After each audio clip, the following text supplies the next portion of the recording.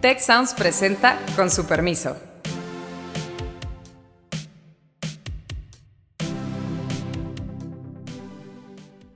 Con su permiso, soy Beata Boina y bienvenidos a este episodio nuevo de podcast en el cual hablaremos sobre un tema crucial, la educación en la era digital y especialmente cuál debe ser el modelo educativo en esos tiempos tan revueltos desde todos los puntos de vista.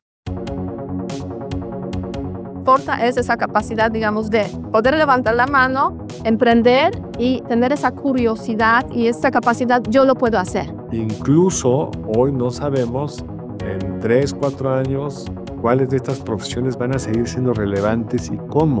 No hay calidad educativa, no hay formación, no hay universidad, no hay conversaciones alumno-estudiantes relevantes sin la figura de un profe que inspire. En este episodio especial nos acompaña nuestra decana Edna Jaime, decana de la Escuela de Ciencias Sociales y Gobierno del Tecnológico de Monterrey, y mi compañero de siempre, Carlos Elizondo. Juntos vamos a tratar de abordar ese gran e importante tema, el modelo educativo en los tiempos nuevos que estamos viviendo.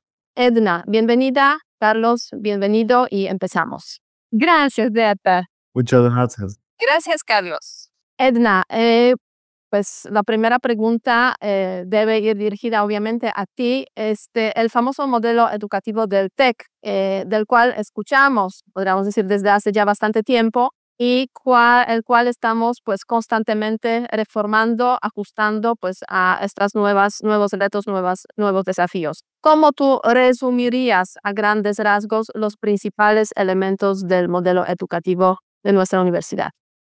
Gracias, Beata. Mira, el modelo me parece que tiene muchos componentes de innovación y no podíamos esperar otra cosa de una institución educativa que tiene a la innovación en el centro de su actividad.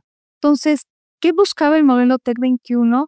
Pues preparar a nuestros estudiantes para que tuvieran un perfil, una vez egresando de su carrera, muy adaptable. Entonces, por eso este modelo educativo se centra mucho en el desarrollo de lo que se llaman competencias transversales, habilidad para entender problemas, habilidad para la expresión oral, la expresión escrita, para la relación, para el trabajo en equipo, para entender y escuchar a distintas disciplinas, sin, eh, sin demeritar como la formación disciplinar. Esto en el marco de lo que el TEC considera muy importante, que es la vivencia del estudiante. Entonces, sí me parece como que se pensó en un modelo que pudiera dar flexibilidad sin sacrificar contenidos disciplinares, pero enmarcado en un ambiente universitario que cuida del estudiante, pero que lo prepara también. Entonces, me parece que fue una apuesta importante, arriesgada, que está dando frutos, pero que el mundo no se detiene, las transformaciones no se detienen. Entonces, el modelo educativo se tiene que estar ajustando constantemente y en eso estamos. Bueno, Me da mucho...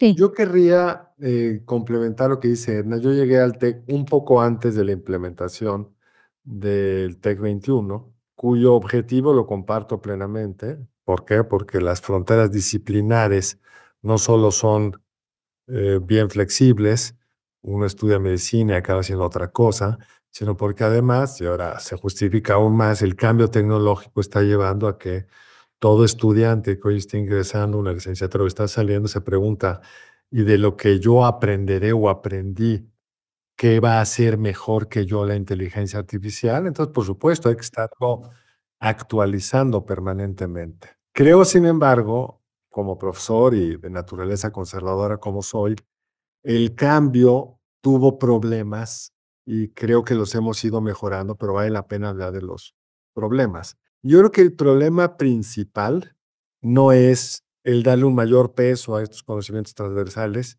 sino la forma en la que se optó por módulos de 5 semanas, donde tenías que aprender macro 1 en 5 semanas. Eso llevaba a que tuvieras un bloque de 8. A mí me llegaban alumnos que venían de las 7 a las 11, que llevaban macro, llegaban fumigados y no podían ya hacer casi nada, y luego pues, en 5 semanas aprender macro, bla, bla. Creo que eso lo hemos ido mejorando, cuéntanos. Yo, como he organizado mis cursos, tomé cursos que son transversales, pero pues acaban siendo cursos bastante tradicionales, 3 bloques de 5 semanas, y creo que funciona razonablemente bien. Pero cuéntanos si Ya, esa parte que varios sí. amigas de mi esposa que tenían hijos en la edad universitaria, pues entraron al TEC y se fueron, porque no aguantaron esta cosa. Cuéntanos qué tanto hemos mejorado eso. Bueno, Carlos y Edna, antes de que continúen, porque yo creo que es importante aquí, sobre todo para los que nos van a escuchar en este podcast, pues aclarar un par de cositas. Primero, este modelo empieza en 2019, o sea, es importante, podríamos decir, ya 6 años implementándolo, ¿no? Y eso es relevante. Por otra parte, también la terminología que se usa para describir el modelo TEC 21 a veces puede llevar a ciertos signos de interrogación. O sea, en ese contexto, en vez de hablar de materias, como se suele, digamos, hablar en otras universidades, en otros programas o modelos, nosotros tenemos bloques, que son, podríamos decir, materias grandes, y materias que son como materias pequeñas, ¿no? Así podríamos simplificar un poco, aclarar para que los que nos escuchan también entiendan. Y además a todo eso se suman las evidencias, que son como evaluaciones, y los retos que están relacionados con las evidencias, podríamos decir como trabajos o sí, trabajos finales para cerrar una materia, un bloque, ¿no? Así como a modo de aclaración para los que nos escuchan. Adelante, Edna.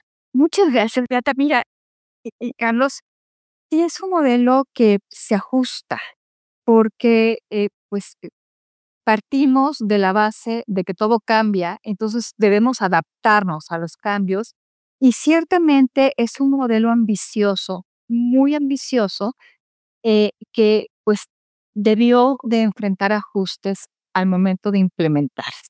Eh, Creo que con toda esta complejidad, sí estamos logrando lo que se propuso, y era tener a jóvenes adaptables, trabajadores, analíticos, que puedan responder a retos.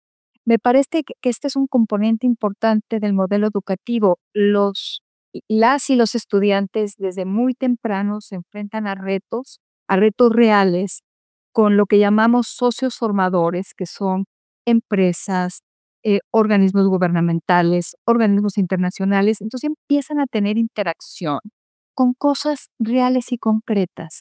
Y sí me parece que poder hacer esta combinación entre el aprendizaje de lo teórico, el aprendizaje de las metodologías, que aparte pues somos una escuela innovadora también en la adopción de nuevas tecnologías, más estos retos, nos dan un perfil de egresado súper interesante. Decirles que medimos en el Medimos TEC, todo en el TEC para que sepa la gente. medimos todo en el TEC, entonces medimos aprendizaje, sobre todo en nuestra escuela, Carlos, en la Escuela de Ciencias Sociales y Gobierno, tenemos una prueba que se llama TEC Avance. Aplicamos un examen estandarizado internacional, se llama CLA Plus. Pero también, ¿cómo le va a nuestros egresados? Y les va re bien. Decirles que hay combinaciones, por ejemplo, economistas con gobierno y transformación pública, que son 2 programas que ofrecemos, son los egresados mejor pagados del TEC. A los 3 Sorprendentemente para meses, mí, ¿eh? 3 meses, 100% de empleabilidad en algunos programas, con los sueldos mejor pagados del TEC. Nuestra escuela, o sea, estamos eh, eh, educando a jóvenes que son apreciados por el mercado. La tasa de empleabilidad promedio arriba del 97% de nuestros programas, en algunos 100%. He ido a campus donde nuestras jovencitas y jóvenes están ya empleados en el 5º, 6º semestre. Entonces, 100% empleabilidad. Entonces, este modelo sí está teniendo impacto en la formación de nuestros estudiantes, y esta formación es apreciada. ¿Y no por tuviste un costo, no tuvimos un costo de deserción? Pues porque para los estudiantes tiene una complejidad navegar en este mundo. Eh, no tengo los datos históricos desde que inició. Seguramente los primeros semestres, a lo mejor los primeros años o semestres de implementación de modelo, hubo algunas bajas. Tenemos tasas de retención bastante altas. Sí quiero decirles que arriba del 90% el primer año. ¿Y qué se ha Entonces, ajustado respecto al principio? ¿Qué aprendimos en estos 7 años? pues tú ya lo has dicho, Carlos, estos bloques de 5 semestres, 5 semanas. 5 semanas, discúlpenme, no eran funcionales para algunos contenidos y para algunas materias, acá les llamamos unidades de formación, entonces, las fuimos acomodando diferente. Aquí el término que usamos es que las fuimos acostando, entonces eran 2 o 3 bloques de 5 semanas. O sea, sí hay capacidad para aprender. Decirte que lo que viene va a ser mejor que lo que tuvimos, sin decir que lo que tuvimos fue malo. O sea, fue un cambio importante, fue una apuesta importante que tuvo temas de implementación que se están resolviendo y que creo que lo estamos haciendo. Ustedes están en el aula, colegas, ustedes viven el modelo todos los días, entonces creo que es muy importante recoger su experiencia en el aula y ver si hay una brecha entre la expectativa de quienes diseñan y quienes implementan en el salón de clase. Y entiendo que ustedes siempre van a tener pues, libertad de cátedra para hacer los ajustes dentro del marco del modelo que consideren pertinentes para el logro de los objetivos. Yo ahora respondiendo a tu llamado, como llevo en el TEC también algún tiempo, desde 2018, entonces justamente empecé, podríamos decir, cuando realizaba el modelo anterior y empezaba el TEC 21, entonces he convivido con los dos también y en los últimos tiempos, pues TEC 21 como el modelo que está como vigente en esos momentos, pues yo podría decir que sí hay aprendizajes obviamente a lo largo de ese tiempo, sobre todo en lo que se refiere a la distribución de la carga, ¿no? O sea, de la carga académica desde el punto de vista, digamos, de cómo se organizan estas 5 semanas, o si son 5 semanas o son 15 semanas, en fin, o sea, cuándo se hacen las evaluaciones, cómo se hacen las evaluaciones, o sea, todo eso, podríamos decir, es mejorable y seguramente pues esos años han servido para realizar ciertas implementaciones, ciertos cambios. Pero a mi modo de ver, lo que ofrece este modelo TEC 21, yo diría son 3 puntos claves que hacen precisamente que después hay una alta empleabilidad de estudiantes, que es lo crucial, porque al fin y al cabo estudiamos no para pues pasárnoslo solamente bien, eh, como suele ocurrir en el TEC también, pero para tener un trabajo que nos guste hacer, ¿no? Y estas 3 cosas son las siguientes, o sea, en primer lugar, lo que genera este modelo es un liderazgo, capacidad de liderazgo de estudiantes, yo diría muy fuerte, muy importante, sobre todo si lo comparamos con algunas otras universidades, otros modelos académicos. El tema de capacidad de emprendimiento, también muy importante en el contexto del tecnológico, que yo no he visto tanto en otros modelos académicos. Y el tercer punto, yo creo que también muy relevante, es la inserción desde los tiempos, digamos, de la universidad a los estudiantes, ofrecer a los estudiantes esa capacidad de relacionarse con el exterior. Y en ese contexto, pues obviamente tenemos al socio formador, ¿no? O socia formadora, dependiendo, digamos, si es una institución, quien representa al socio formador, etcétera, etcétera. Entonces, esos 3 elementos hacen que este modelo sea distinto frente a modelos, podemos decir, más clásicos, donde pues hay una manera más clásica de enseñar y de exigir a estudiantes. Y yo hago una comparación pues muy sencilla a veces. Un estudiante de TEC puede no saber muchas cosas a profundidad, pero tiene capacidad de levantar la mano y ocupar el tiempo durante 10 minutos diciendo por qué quiere hacer tal cosa. Mientras que en otras universidades, con algunos muy profundo conocimiento, hay ese temor, esa barrera de estudiantes de levantarse y decir las cosas, porque piensan, quizás no me lo sé todo. Al fin y al cabo, digamos, eso no importa si no sabes, si lo sabes o no lo sabes todo. Lo que importa es esa capacidad, digamos, de poder levantarse, levantar la mano, emprender y tener esa curiosidad y esa, digamos, inquietud y digamos, esa capacidad, yo lo puedo hacer, ¿no? Y yo creo que eso es lo que enseña en gran medida el modelo TEC 21. Y como digo, quizás no siempre tenemos tiempo para profundizar en todos los contenidos, pero hoy en los tiempos cuando los contenidos están al alcance de la mano, pues quizás eso no es tan relevante. Eso es como mi resumen de las vivencias también como profesora, digamos, en ese contexto de este modelo. Fíjate, querida, te nombramos vocera del modelo. Lo has dicho muy bien. Bueno, tras la precisa vocería de Beata, déjenme darles mi visión como profesor. Fantástico, Yo Carlos. empecé en el 16, o sea, tuve algunos años con el otro modelo y como decía Beata, pero luego nos tocó administrar la transición porque pues, se fue implementando año por año. Yo creo que lo primero que hay que subrayar es que el TEC siempre nos ha dejado plena libertad de cátedra. No es que el modelo al cambiarnos los temarios, las extensiones, ahora son módulos en vez de clases, están interrumpidas por esta semana TEC, esta semana donde van con los socios formadores, no nos ha limitado la libertad de cátedra y yo creo que eso nos ha permitido adaptar nuestros temarios a este nuevo modelo y también al cambio de los alumnos, porque los alumnos vienen con otras competencias. Como bien decías tú, Beata, hoy dar un curso de historia de Polonia, pues no hay tiempo y ni es necesario, porque lo pueden encontrar en la red sin menor problema. Lo que les tienes que enseñar es otra cosa, cómo pensar sobre la historia, cómo entender los problemas críticos yo doy mucho un curso de sistema político mexicano, etc.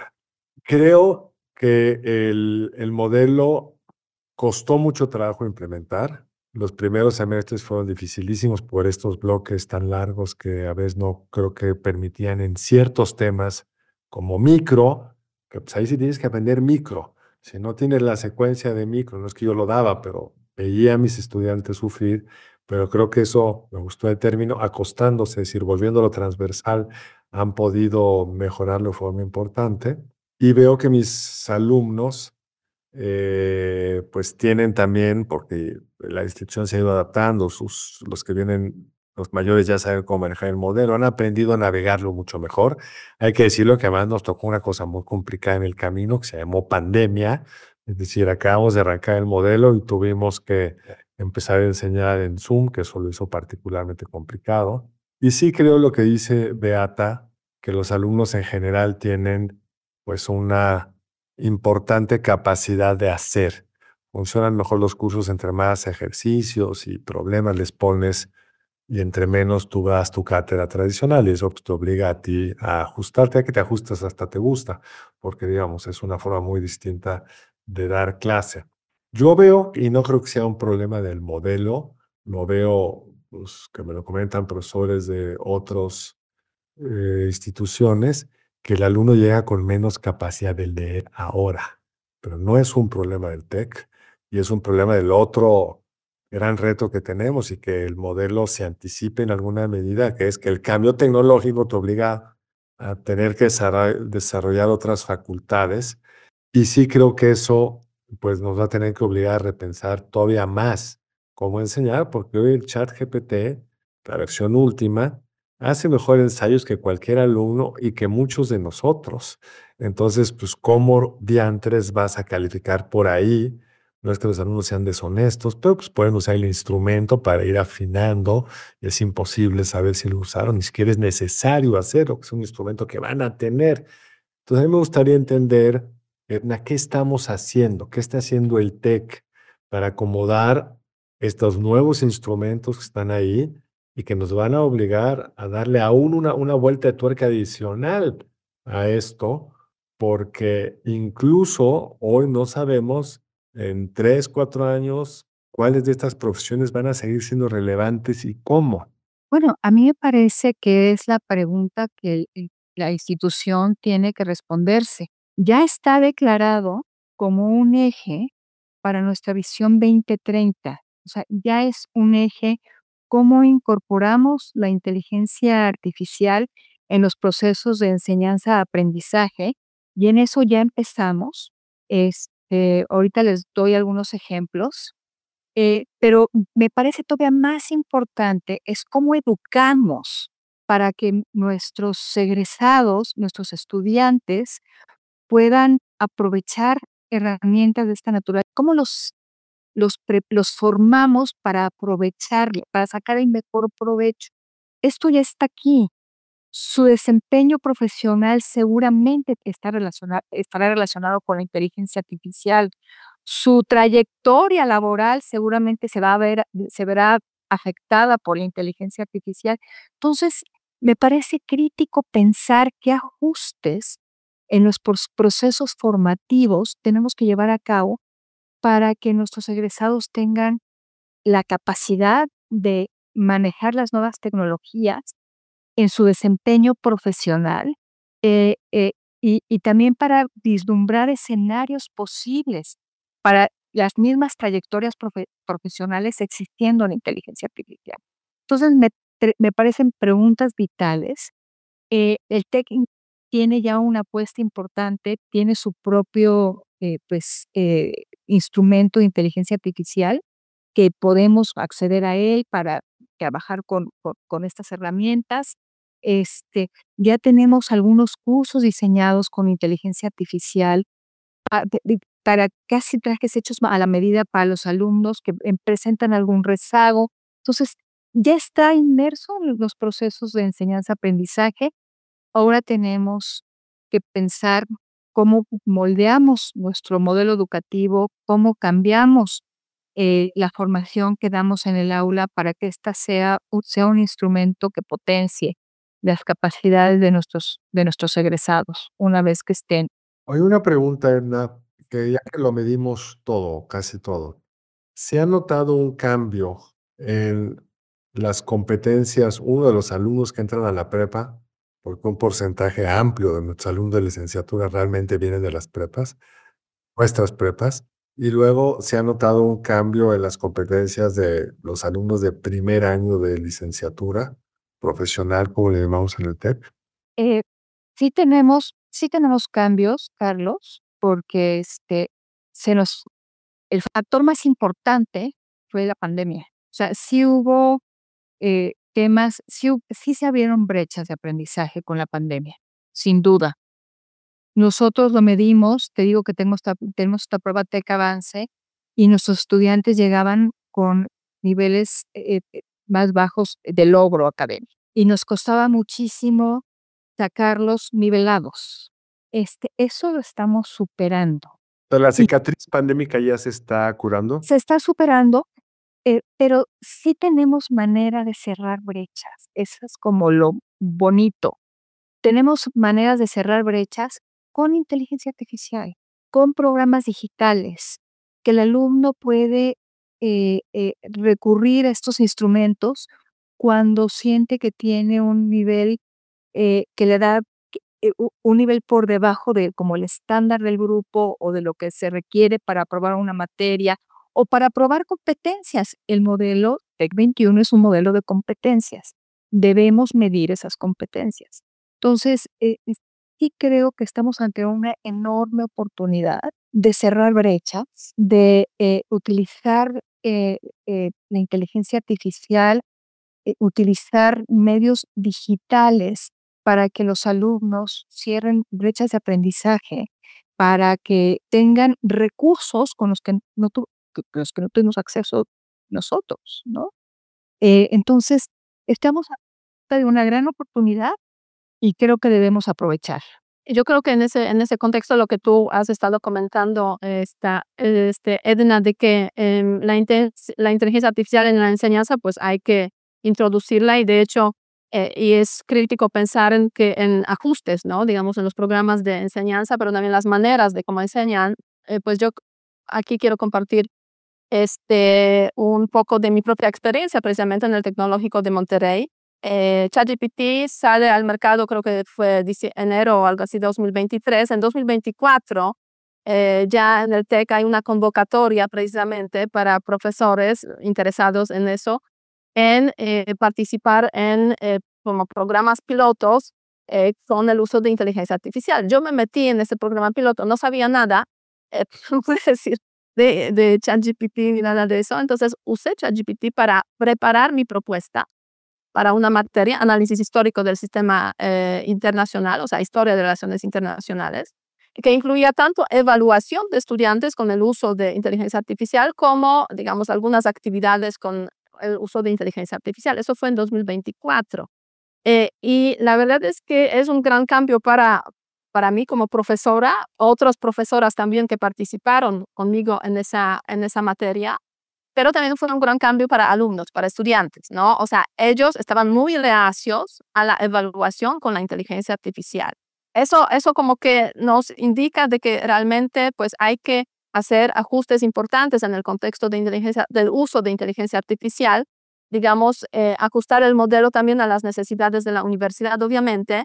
Y bueno, a partir de ese proyecto piloto, pues ha habido otra convocatoria, etcétera. Ahora hay una en vigor que también para el uso de inteligencia artificial, a la cual pues se presentan los profesores y presentan sus propuestas, etcétera. O sea, podríamos decir el uso de inteligencia artificial se está volviendo como que muy común en el contexto del Tecnológico de Monterrey. Yo creo que eso es muy relevante y nos obliga también, digamos, a pensar de otra forma en enseñar con el uso de inteligencia artificial. Y a veces es extraordinario, ¿no? Porque hay algunas materias que se prestan más fácilmente ¿Cuáles a son eso, tus por ejemplo. lecciones más importantes? Digamos, ¿qué 3 cosas le dirías a un profesor que hoy tendría que hacer distinto gracias a estos chats que existen? En primer lugar, hay que pensar en experiencias más que en contenidos. En segundo lugar, buscar actividades pequeñas, por ejemplo, cómo usar yo tengo una materia que es negociación y conflicto, para eso se presta muy bien, por ejemplo, el uso de ChatGPT para que practiquen estudiantes negociación.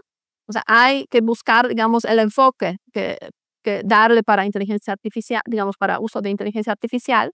Y 3, invitar a estudiantes a que usen inteligencia artificial de forma consciente, abierta, pero obviamente sin cometer plagios, ¿no? O sea, tú efectivamente, Carlos, lo que comentas, o sea, ChatGPT te prepara un ensayo mejor que nosotros todos hubiéramos escrito aquí, ¿no? Yo les digo a los estudiantes siempre, si ustedes lo presentan así, yo lo voy a saber, que sé el nivel que tienen. O sea, hacer un trabajo demasiado bueno tampoco es una solución a sus problemas, ¿no? En ese sentido, yo creo que es una herramienta muy buena, muy importante, transformadora sin ninguna duda, y que hay que usarla y que permita a estudiantes también un aprendizaje más rápido. Otro caso que yo tuve muy interesante en ese contexto, hace poco tuve que dar una clase como modelo, podríamos decir, una clase como ejemplo para estudiantes de prepa, o sea, para ver si tenían interés en estudiar relaciones internacionales, de negociación y conflicto. Entonces, en esa hora y media les pude explicar qué es negociación, qué son conflictos, qué es negociación, y además hacer un ejercicio real de simulación de negociación, gracias a que pudieron practicar en unos 10 minutos con ChatGPT sus roles. Eso sería imposible sin esa herramienta, por ejemplo, ¿no? Entonces, yo invito siempre a que sí, o sea, se atrevan a hacer cosas con inteligencia artificial. Yo creo que Tecnológico como institución, en la avanzada de la tecnología, aplicación de la tecnología en la enseñanza en la universidad, pues la verdad es que estamos en un lugar privilegiado en este sentido. Creo que estamos explorando y creo que cuando lleguemos al 2030 y revisemos el recorrido de 5 años, cuando el TEC decidió ponerlo en el centro de como un eje estratégico para el 2030 y veamos lo recorrido, vamos a ver cosas extraordinarias. Creo que la inteligencia artificial nos potencia, creo que puede cambiar radicalmente la dinámica, como lo describes, Beata, de el profe con su alumno en el aula, para bien. ¿Y en qué momento de Plan 2030, Edna, ya prescindes de los profesores? No, yo quería cerrar con eso, porque aparte esto va a salir cerca del Día del Maestro.